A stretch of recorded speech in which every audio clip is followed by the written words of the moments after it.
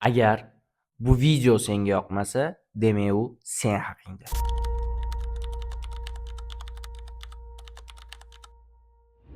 Men bugun qanaqadir taniqli ismlar haqida gapirmoqchi emasman. Balki ularni barchasini birlashtirib turadigan kasb haqida. Yo'q, oson pul topish haqida. Yo'q, odamlarni saviyali aldash haqida. Xullas, bilmadim. Balki ularni shunchaki o'zlari doim ichidan his qiladigan nom orqali biznesmen, treyderlar deb qo'ysak, uzukka ko'z qo'ygandek bo'ladi. Shular haqida gapirmoqchiman. Eng qizig'i video trading haqida bo'la turib, biz professional treyderlar haqida emas, balki yiliga o'zidan minglab, hatto 10 minglab shogird chiqaradigan o'ta darajadagi professional treyderlar haqida gaplashamiz. Ogohlantirish sifatida aytishimiz albatta burchimizdir. Video yoqimli bo'lmasligi yoki motivatsiya bermasligi mumkin, ammo albatta manfaatli bo'lish uchun doim harakat qilamiz. Darvoqe, bu videoni ko'rish mutlaqo bepul. Qo'shimchasiga hech qanaqa link orqali ro'yxatdan o'tishingizga ham hojat yo'q. Jamiyatda juda ko'p odamlar, hatto katta lavozim egalari, yuqori intellekt vakillari ham ba'zi bir gapni quruq olib qochadigan treyderlarning daromad manbaiga aylanishmoqda. Lekin asl trading, asl savdo va haqiqiy moliya tizimi, real bozor kabi tushunchalar haqida gap ketganda biz oqsab qolaveramiz. Ammo bizi ustozlarimizda doim hammasi zo'r.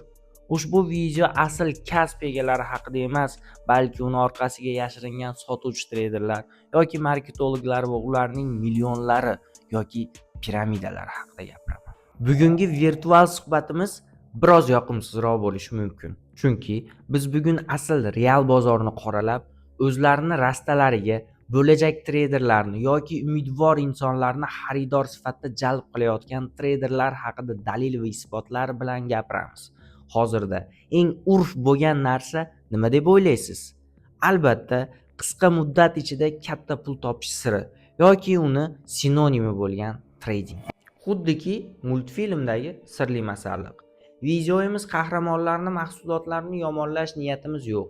Ya'ni asosiy ehtimollik nazariyasi bilan chambarchas bog'liq bo'lgan dehqonchasiga aytganda, asos takrorlanuvchanlik bo'lgan sirli masalliqlar. Bizning maqsadimiz odamlarni ularning illyuziyasidan tortib olish va real bozor, haqiqiy savdo tushunchasi orqali ularning ko'zlarini biroz bo'lsa ham ochishdan iborat. Men hayron qolaman. Jamiyatda ongli, aqli raso, qo'lidan ish keladigan odamlar juda ham ko'p, lekin shu odamlarni o'zlari shu chala savod treyderlarning har xil quloqqa ilingan va'dalari va marketing qurboniga aylanishmoqda. Men biror kasbni o'rgatishga, ustoz shogird an'anasini buzishga yoki haqiqiy natija qila olgan professional treyderlarni qoralamoqchi emasman. Men ayni birgina asosli sertifikatga ega bo'lmay turib, o'zlarini pro treyder sifatida hayp qilishayotgan treyderlar haqida gapiryapman. Iltimos qilgan bo'lardim, avval o'zimiz rivojlanaylik. Haqiqiy ustozlardan va haqiqiy bilimlarni olaylik. Bu narsani real balansda qo'llaylik.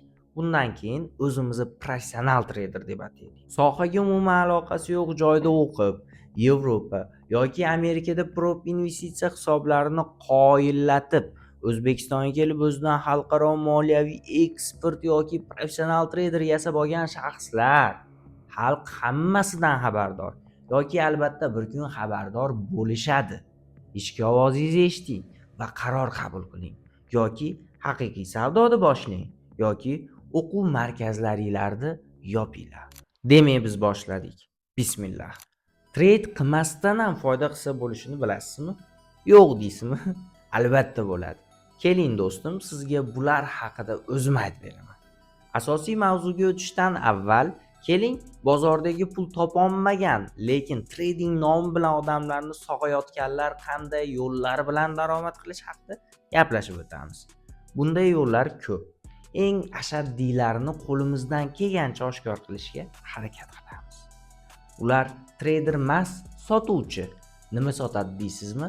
Albatta kurs. Sizni 1 yoki 2 oyda millioner treyder qiladigan kurs yoki o'quvchi soni kamaysa doim narxlari tushib boradigan kurs. Yana oddiy kurs emas, professional kurs. Albatta boshlang'ich kursdan keyin. Ular tradingdan emas, odamlarning ishonchidan, umididan, moliyaviy savodsizligidan pul topishmoqda. Juda oddiy savol tug'ilishi tabiiy. Sen nega kurs sotasan? Agar seni daromad manbaing trading bo'lsa, sen nimaga kurs sotasan? Javob juda ham oddiy. Chunki sen trader emassan, sotuvchisan. Ular aslida trader emas, balki motivator, marketolog yoki piarchi bo'lishadi katta ehtimol bilan. Tasavvur qiling, trading o'rganmoqchi bo'lib Telegram kanali orqali kursga nabor qilayotgan traderning oldiga bordingiz. Xayolingizda savdo qilib soqqa qilayotgan traderlar va bir talay Franklin. Ammo eshikdan kirishingiz bilan administratorlar kurslar haqida ma'lumot. Sen tasavvuringdagi traderlar savdo qilayotgan xona o'quvchilar bilan to'la. Yana kamiga bir xona bo'lsa ham mayli, hamma xonada o'quvchilar xuddi o'zingni o'quv markazida ingliz tili o'rgangani borgandek his qilasan. Ularning o'zi hatto order ochishga ham qo'rqishadi yoki umuman real balansi ham yo'qdir balki foyda qilar, balki foyda qilmas. Albatta endi ularni vijdoniga havola. Kursga jalb qilish bo'lsa shuncha odamni juda ham oson. Men ham sizdek edim. Ko'p pul, vaqt yo'qotdim. Mualliflik strategiyalarini beraman. Oxirgisini topishga harakat qilasizmi? Albatta to'lov qiling degan gaplarni juda ham ko'p eshitdim. Kurs temasida shunaqa gaplar. Endi undan ham oson daromad manbai bor. Bilasizmi uni? Og'zingizni ortib dars berishga ham hojat yo'q. Uni siz ham qila olasiz.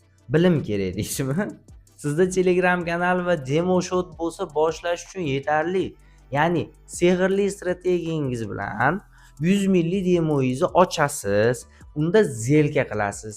Keyin biror sifatliroq treydlaringizni ajratib olasizda, VIP so'zini qo'shasiz, yangi kanal ochasiz va qarabsizki, obunachilarga nabor boshlaysiz.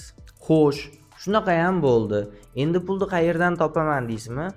Avvalgi ssenariyga o'xshab yana sotasiz. Endi kurs emas, VIP kanalingizga oylik obuna sotasiz. Sen faqat sotasan. Sababi sen trader emassan, sotuvchisan. Endi mavzuga qaytsak, mana haqiqiy daromad manbai. Eng qizig'i hali ham oldinda. Yaxshiroq joylashib o'tirib olinglar. Ko'rsatib ham beraman. Yuqoridagi usullar eng qiyinlari desam ishonasizmi? Hech nima qilmasdan pul topsa ham bo'ladi. Даже VIP sotmaysiz, kurs ochmaysiz, hech nima qilmaysiz, lekin sotasiz. Albatta, vijdon imkon bersa. Bundan avval sizga savol beraman. Mashhur traderlarning Telegram kanalini zimdan kuzatganmisiz? Ularni birlashtiruvchi bir jihatni payqagan bo'lishingiz kerak.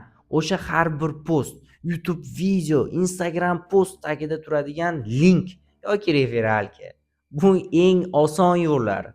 Referalka berasiz, har bir ochilgan lot uchun pul. Albatta yaxshigina pul. Klientingiz ko'p bo'lsa, kattagina pul. Trade qilib boshingizni ham ortishga hojat yo'q. Keling, ularni birlashtirib ko'ramiz. Ya'ni VIP kanal ochasiz, zo'r signallar berasiz. Ishlamay qolsa ham foydani chiqarasiz siz. Ishlasa ham foydani chiqarasiz. Siz demoda pulingizni yo'qotarsiz. Real bo'lsa ham hech gap emas. Sababi siz dohodingiz uje ko'p.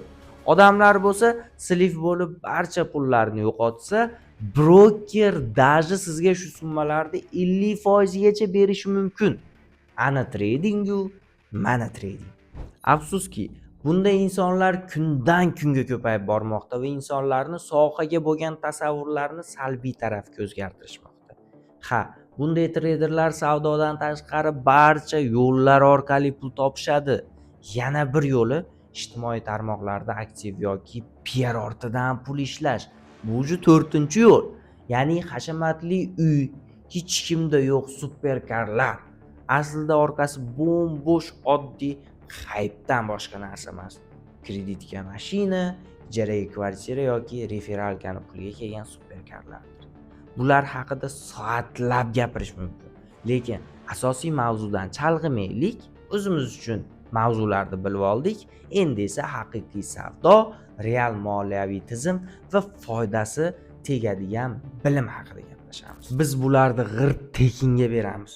Sababi biz kursdan, VIP kanaldan yoki broker bilan referalka orqali pul topmaymiz. har oy Telegram kanalda kursga nabor qilmaymiz yoki joylar soni to'lmoqda deb asossiz vahima tarqatmaymiz. Aytgancha, razgon mavzusi haqida ham gapirishim kerak edi, lekin bu haqida to'liq bitta YouTube'ga video qilganman. YouTube silkasini opisaniyada qoldiraman. Ko'rib, xulosa qilish bo'lsa, o'zingizga bog'liq. Keling, endi haqiqiy moliyaviy bozor haqidagi tushunchalarga o'tsak. U qanday tuzilgan, asosiy mexanizmlari nimalardan iboratligini qisqa bo'lsa ham ko'rib chiqamiz.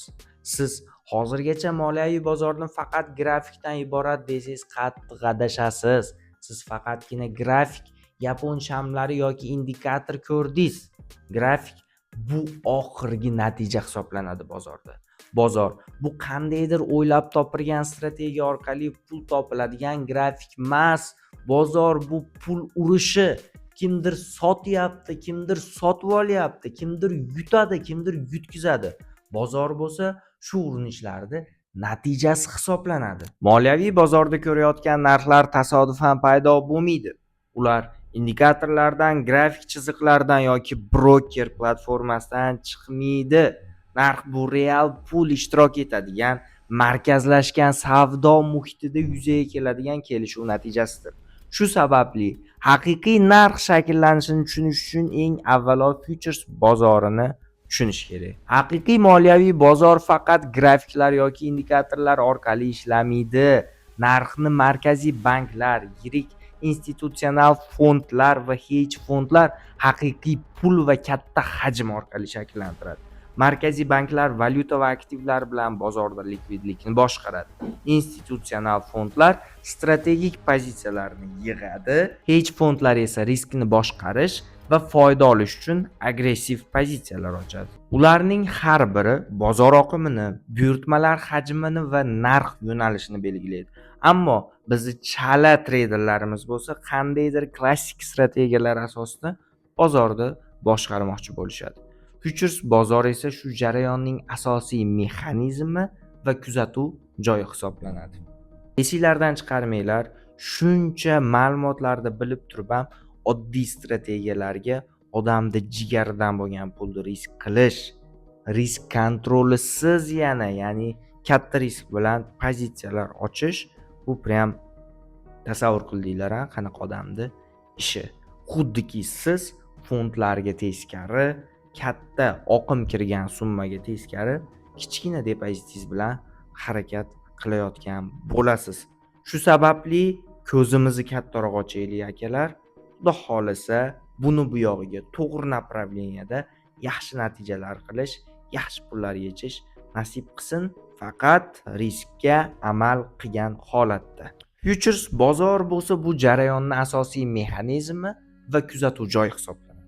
Futures bozori bu kelajakda yetkazib berish sharti bilan tuziladigan standartlashtirilgan shartnomalar savdo qilinadigan bozor hisoblanadi. Lekin bugungi kunda futuresning asosiy vazifasi tovarni yetkazib berish emas, balki riskni boshqarish, narxni aniqlash va yirik kapital harakatlarini markazlashtirishdan iboratdir. Aynan shu sababli global moliyaviy tizimda narxlar birinchi navbatda futures bozorida shakllanadi. Qiziq emasmi? Narx o'zi umuman boshqa joyda hosil bo'lyapti. Biz bo'lsa uni MetaTrader 5, MetaTrader 4 platformasidagi grafikga qarab analiz qilmoqchimiz. Futures bozorining eng muhim xususiyati shundaki, u markazlashgan, ya'ni barcha xaridor va sotuvchilar buy va sell buyurtmalarini bitta umumiy order bookga joylashtiradi. Bu order bookda kim qaysi narxda, qaysi hajmda kutib turgani ochiq va aniq bo'ladi. Narx bo'lsa eng yaqin kelishuv yuz bergan joyda paydo bo'ladi. Agar xaridor agressiv bo'lsa va market orderlar ko'paysa, narx yuqoriga siljiydi. Agar sotuvchilar bosimi kuchaysa, narx pastga tushadi. Bu jarayon mexanik, sovuq va hissiyotsiz ishlaydi. Demak, bizni shovvos treyderlarning gapi yolg'on bo'lib chiqyaptimi shunda? Ularning fikriga ko'ra bozorni yuqoriga siljitish uchun ikkilik tublik hosil bo'lishi kerak edi-yu.